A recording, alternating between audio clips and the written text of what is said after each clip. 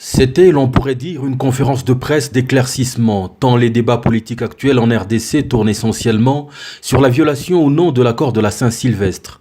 Le verdict de la Senko par la bouche de l'abbé Donatien Stiolé, son secrétaire général et porte-parole, a été le plus clair possible. L'accord a bel et bien été violé, en l'occurrence, par la procédure ayant conduit à la nomination du Premier ministre. La Senko déplore que les consultations entre le chef de l'État et le chef de délégation du rassemblement aux négociations, au terme desquelles allait être nommé le Premier ministre, n'ait pas eu lieu. Malgré tout, un Premier ministre a été nommé.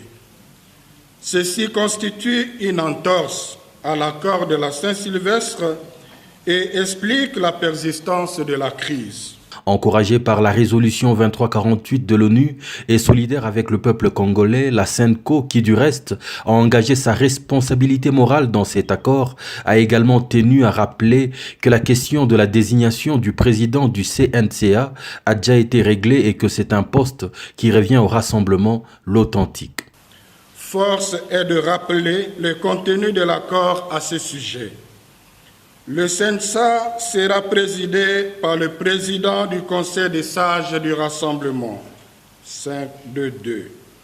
En vue de surmonter les blocages sur ce point, la médiation de la Senko avait proposé de concilier la lettre et l'esprit de l'accord, c'est-à-dire que le président du CNSA provienne du Rassemblement, mais qu'il fasse l'objet d'un consensus. Sur ces deux questions et sur celle restée pendante, la Senko considère que sortir du compromis politique convenu entre les parties prenantes serait violer l'accord de la Saint-Sylvestre. La Senko, à qui les participants au pourparlers direct entre la majorité et l'opposition avaient également donné la tâche de faire toute la lumière sur le dossier Moïse Katumbi, a également donné son verdict, lequel a été remis à qui de droit. Ils sont arrivés à la conclusion que le dossier Katumbi était tout simplement vide. Ils ne comprenaient pas par conséquent la léthargie du pouvoir à le décharger d'une condamnation factice. D'autres cas, en particulier ceux de Jean-Claude Muyambo et de Moïse Katumbi, n'ont pas encore été résolus. Tout en saluant les résultats déjà obtenus sur ces chapitres, la Senko déplore cependant une certaine léthargie dans l'application de ces mesures de décrispation. Elle demande de mettre tout en œuvre en vue de favoriser un climat de quiétude et d'inclusion propice à la tenue d'élections. Quid du dossier Katumbi, je crois que c'est la question est revenue deux fois.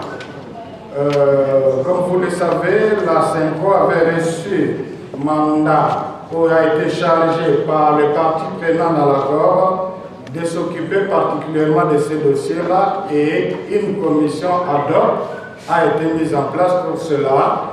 Le travail a été fait, le rapport a été confectionné et remis à qui de droit.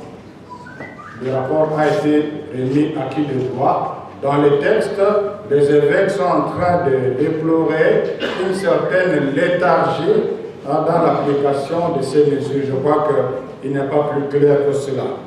Le correspondant de RFI à Kinshasa, Kamanda Wakamanda Muzembe, livrait à cet effet des détails sur cette question précise. La condamnation de Moïse Katumbi est politiquement motivée. Son mandat d'arrêt devrait, à l'issue du rapport des évêques, être annulé afin de lui permettre de revenir librement en RDC. On le suit sur RFI. Les évêques se plaignent également de la léthargie observée quant aux mesures de décrispation politique.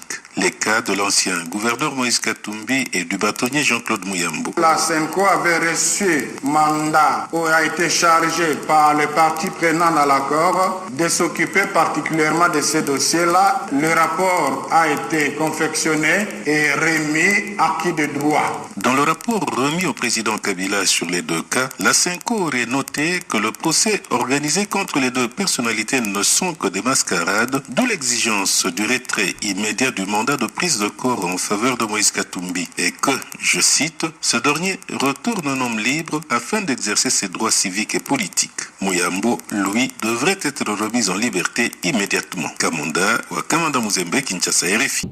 La balle est donc dans le camp présidentiel. Entendront-ils raison ou iront-ils de violation en violation de l'accord? Le peuple attend impatiemment.